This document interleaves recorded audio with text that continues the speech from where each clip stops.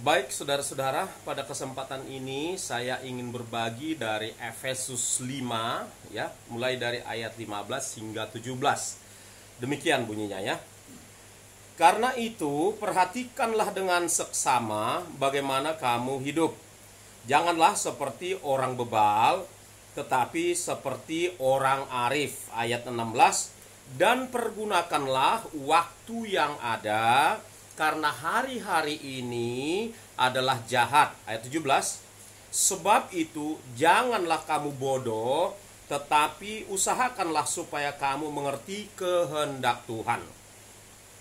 Saudaraku, setelah hampir 2 bulan berlangsung social distancing ini, maka ada banyak orang di dunia ini yang akhirnya kemudian bingung, tidak tahu harus melakukan apa, ya, sehingga akhirnya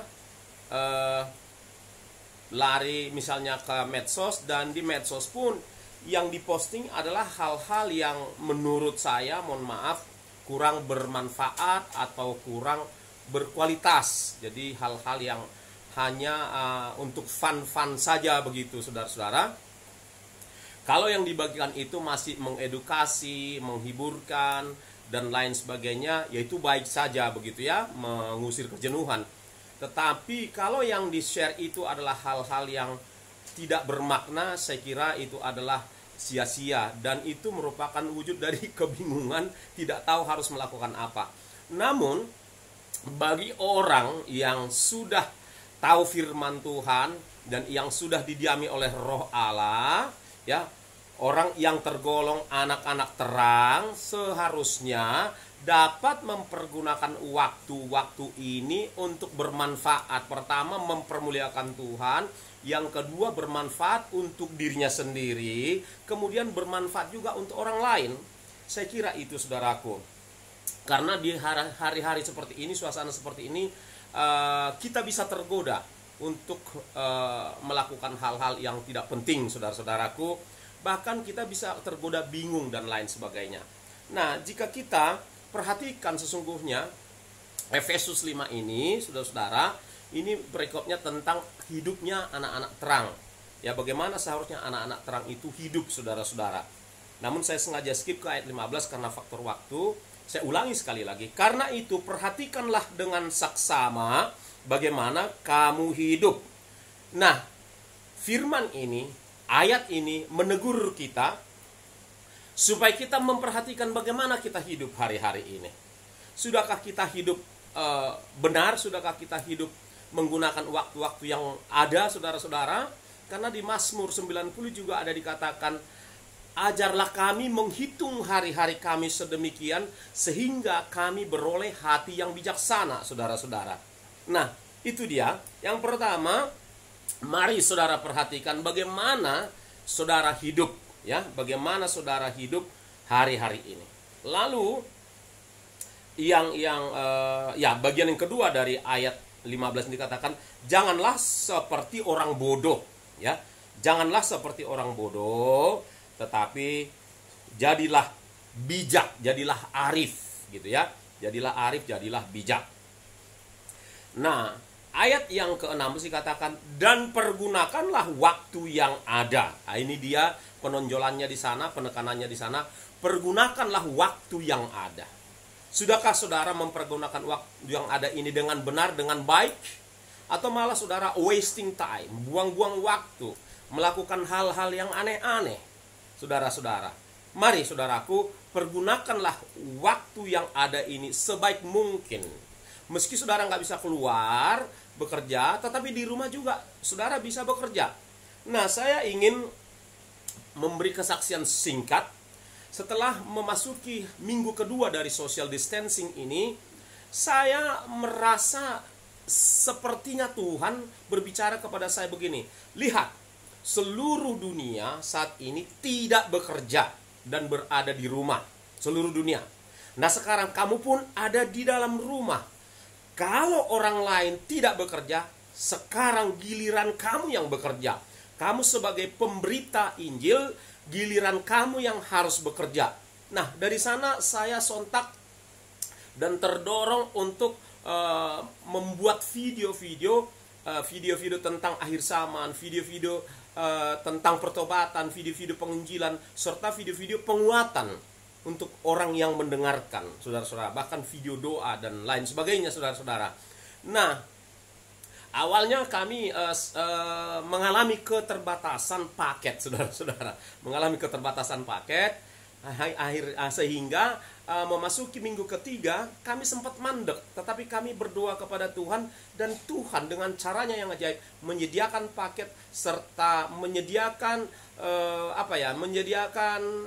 alat yang ada ini, saudara-saudara, untuk bisa senantiasa menyampaikan firman Tuhan. Jadi tidak terbatas lagi seperti hari-hari sebelumnya. Artinya ada seseorang yang Tuhan suruh untuk kemudian memasang wifi di rumah kami, sehingga kami akan lebih leluasa menyampaikan firman Tuhan, saudara. Dan itu bagi kami itulah sebuah kesaksian, itu adalah sebuah kejadian nyata di mana Allah turut bekerja, saudara-saudara, sehingga kami dapat menggunakan waktu-waktu kami selama social distancing ini untuk terisi dengan baik. Jadi boleh dikatakan waktu kami, hari-hari kami tidak ada yang berlalu dengan sia-sia. Pagi-pagi saya dengan istri pujian, penyembahan, berdoa, begitu ya. Kemudian siangnya atau di sore harinya saya membuat video-video khotbah. Lalu di antara jam yang ada ya kami melakukan pekerjaan di rumah lah ya, nyapu, masak, nyuci piring, kami kerjasama dengan istri. Lalu malamnya nanti ya kami pujian, penyembahan lagi, saudara-saudara. Dan keesokan harinya begitu, kami isi terus waktu-waktu itu.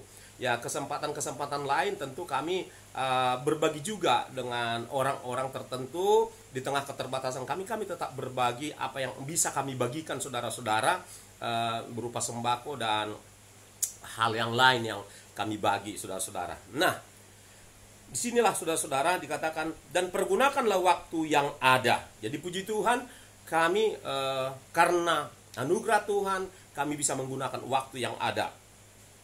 Karena hari-hari ini adalah jahat. Jadi meski ini ditulis 2000 tahun yang lampau, tetapi sesungguhnya ini ayat sungguh nyata pada hari-hari ini, di hari-hari terakhir ini, bahwa hari-hari ini adalah jahat. Kita lihat sekarang banyak sekali kejahatan ya, makin banyak terjadi kejahatan terhadap Tuhan, penghinaan Tuhan, penghujatan Tuhan, penolakan Injil, dan penolakan pemberita-pemberita Injil di berbagai negara, saudara-saudara, benar-benar jahat. Dan terjadi kejahatan di sana sini hari-hari ini, saudara. Benar-benar hari-hari ini jahat, saudara. Dan kalau benar corona ini memang didesain oleh orang tertentu secara rahasia, bukankah ini adalah sebuah kejahatan manusia yang begitu dahsyat, saudara-saudara? Jadi terbukti bahwa ayat firman Tuhan ini sedang terjadi hari-hari ini. Ayat yang ke-17 dikatakan, sebab itu janganlah kamu bodoh. Dari ayat 17 ini berkata, janganlah saudara dan saya bodoh, tetapi usahakanlah supaya kamu mengerti kehendak Tuhan. Nah, di penggalan kalimat kedua dari ayat 17 ini dikatakan, usahakanlah supaya kamu mengerti kehendak Tuhan. Apa kehendak Tuhan hari-hari ini? Saya akan secara cepat dan singkat mencoba membagikan apa yang saya mengerti, yang saya pahami begini. Bahwa apa yang terjadi hari-hari ini, yaitu kita harus memahami apa yang Tuhan sedang kerjakan, ya. Apa yang Tuhan sedang kerjakan selama wabah COVID-19 ini. Yang kedua, apa yang iblis sedang kerjakan, ya. Apa yang iblis sedang kerjakan. Dan yang ketiga, apa yang harus kita kerjakan. Nah, yang Tuhan sedang kerjakan adalah satu, menegur manusia yang hidup dalam dosa, kejahatan yang ada di seluruh dunia ini. Itu yang Tuhan kerjakan, dia menegur. Dan yang kedua, saudara-saudara, dia mengingatkan orang-orang supaya sungguh-sungguh bertobat, saudara-saudara. Yang ketiga, memang Tuhan sedang menghukum orang, ya. Tuhan sedang menghukum orang yang sedang jahat. Dan yang keempat, saudara-saudara, yang Tuhan sedang kerjakan, Tuhan sedang menyuruh manusia mengoreksi dirinya, mengevaluasi dirinya, saudara-saudara, mengevaluasi kembali pelayanannya, cita-cita dan prioritas destiny dalam hidupnya. Itu yang Tuhan sedang kerjakan, saudara-saudara. Dan Tuhan sedang juga memurnikan segala sesuatunya hari-hari seperti yang terdapat di dalam Daniel 12 ayat yang ke-9 dan 10 dikatakan bahwa pada hari-hari terakhir banyak orang disucikan, dimurnikan dan diuji. Hari-hari ini sedang dimurnikan. Pelayanan, panggilan, motivasi kita ikut Tuhan, kasih kita terhadap sesama sedang dimurnikan, saudara-saudara. Nah, itu yang Tuhan sedang kerjakan. Dan yang terpenting, Tuhan sedang mempersiapkan gerejanya, mempelainya untuk siap diangkat, untuk siap mengalami pengangkatan supaya tidak tertinggal dan disiksa oleh antikristus. Itu yang Tuhan sedang kerjakan. Yang kedua, apa yang iblis sedang kerjakan? Iblis sedang mempersiapkan pasukannya untuk berkuasa 3,5 tahun di akhir zaman, saudara-saudara. Iblis sedang mempersiapkan pasukannya, merampungkan segala persiapan dari pihak iblis untuk kehadiran daripada si antikristus. Dan menurut hemat saya, paling tidak ini menurut hemat saya, bahwa persiapan dari orang-orang yang mempersiapkan kehadiran antikristus ini sudah hampir rampung. Kira-kira ya, bisa dikatakan sudah hanya tinggal bagian finishingnya, saudara-saudara. Mereka sudah persiapkan semua sistem yang ada, sistem komunikasi, sistem transaksi, sistem politik, dan bahkan sistem agama, saudara-saudara. Mereka sudah persiapkan itu, saudara-saudara. Nah sekarang kita udah tahu apa yang Tuhan sedang kerjakan, kita udah tahu apa yang iblis sedang kerjakan, dan sekarang apa yang harus kita kerjakan? Yang harus kita kerjakan, kita sebagai warga gereja ada 3. 1, tetap koinonia, tetap bersekutu. Sekarang ini kita bersekutu lewat online, tetap itu dilakukan. Dan yang terpenting, tetap bersekutu di rumah-rumah. Itu sebabnya para imam-imam di rumah-rumah, para suami-suami, ayah-ayah harus bisa menjadi imam. Kalau tidak ada lagi suami, ya ibu menjadi imam. Yang pasti bahwa tugas gereja ya hari-hari ini yaitu koinonia, bersekutu, ibadah, ya. Itu yang pertama, harus tetap dijaga itu, dan harus semakin gencar, semakin bersemangat dan bersungguh-sungguh melakukannya. Yang kedua, sebagai warga gereja, sebagai mempelai Kristus, kita harus, Bapak Ibu Saudara, harus marturia. Marturia itu pergi memberitakan Injil, pergi bersaksi. Tidak bisa sekarang keluar secara badani, bisa melalui medsos, bersaksilah, marturialah, karena dunia sekarang ini ada di tangan kita, saudara-saudara. Dunia ada di tangan kita, ya, sudah di tangan kita sekarang. Berapa banyak yang pertemanan saudara, beritakan Injil kepada mereka. Jangan takut, jangan segan, jangan malu, karena udah pasti bahwa yang benar itu hanya ada satu, saudara-saudara, ya. Itu udah aksioma, udah mutlak bahwa yang benar hanya ada satu, tidak mungkin ada dua. Ibaratnya kalau menjadi warga negara sebuah kerajaan atau sebuah negara, misal katakanlah menjadi warga negara Inggris, tidak mungkin kita bisa memakai beberapa undang-undang dari beberapa negara. Hanya mutlak hanya satu undang-undang, ya, yaitu undang-undang negara Inggris atau kerajaan Inggris untuk bisa masuk ke menjadi warga negara Inggris. Demikian juga menjadi warga negara surga, mutlak dan absolut hanya ada satu jalan, ya, hanya ada satu undang-undang bisa masuk ke dalam kerajaan Allah, yaitu pemilik kerajaan Allah itu sendirilah sang undang-undangnya, yaitu Tuhan Yesus Kristus. Karena dia yang berkata, akulah jalan dan kebenaran dan hidup, tidak ada yang sampai kepada Bapa di sorga, ditambahkan kata di sorga, kalau tidak melalui Tuhan Yesus. Jadi Yesus jelas adalah jalan satu-satunya. Nah, marturia. Nah, yang ketiga, kita harus tetap melakukan tugas gereja, panggilan gereja, diakonnya, membagikan kasih kepada saudara seiman, juga membagikan kasih kepada orang lain pada umumnya, seberapapun yang bisa kita bagi.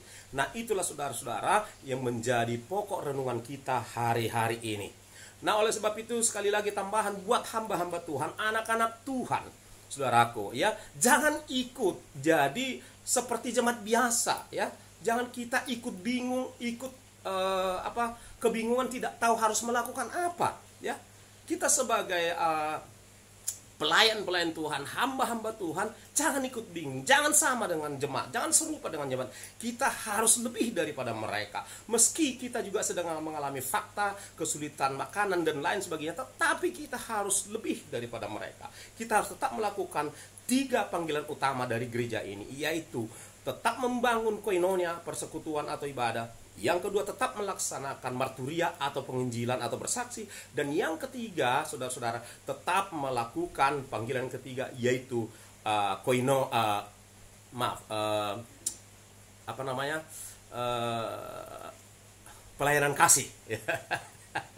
Tetap harus melakukan pelayanan kasih, yaitu diakonia, ya, yang 3 itu harus kita lakukan. Simple kok saudara-saudara, ya, simple, artinya mudah dipahami kok yang 3 itu. Tetap membangun ibadah, persekutuan dengan Tuhan, tetap marturia, bersaksi bagaimanapun caranya, dan tetap melakukan membagikan kasih Kristus, yaitu diakonia. Kiranya Tuhan menguatkan kita untuk kita mengisi, menggunakan hari-hari kita di situasi sekarang ini. Tuhan Yesus memberkati kita semua. Shalom.